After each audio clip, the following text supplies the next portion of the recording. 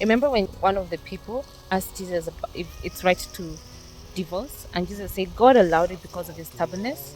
Usually, God gives a command, and most of the time, people are so stubborn, they don't want to take the first command or the first instruction that God gives. And then God ends up allowing what we want, but that's not God's plan, that's not God's will. And when He allows, it ends up hurting us or costing us so much. The initial instruction that God gives His children, that's the right instruction. Let's start with the story of Balak. Balaam was a prophet, but not God's prophet. He was working for the world. So King Balak, the king of the Moabites, was afraid of the Israelites. The Israelites came and they settled near his kingdom, and because he had heard rumors of how great God had fought for the Israelites, he was afraid and he wanted to curse them so that he will eliminate them and destroy them. And so he thought of going to Balaam. If Balaam curses or blesses, it comes into effect. And so he sent his officials to go and call for Balaam's help. So the officials went to Balaam and they told Balaam what King Balak sent them for.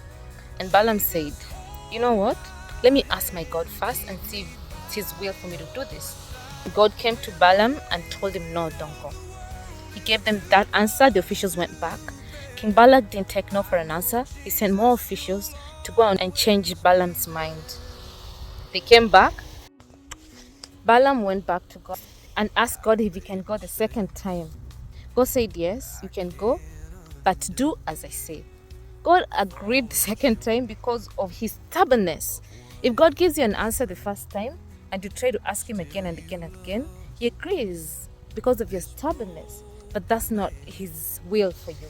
Balaam saddled his donkey and he followed Balak's officials.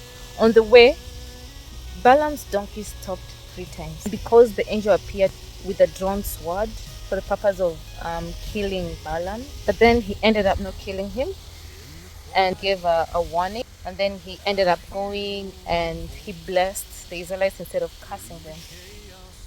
Hezekiah too, it was his time to die, and he pleaded and cried to God, and God increased his life for 25 years. And those 25 years, he ended up sinning before God. We can see that the first command or the first instruction that God gives you, that's the right instruction that you should follow. And when he gives you an instruction, you follow immediately. When you start giving the buts and the ifs and he allows, then that is because of your stubbornness. That's not God's will. So my call is, when God gives you an instruction, don't give the ifs and the buts, but follow it immediately.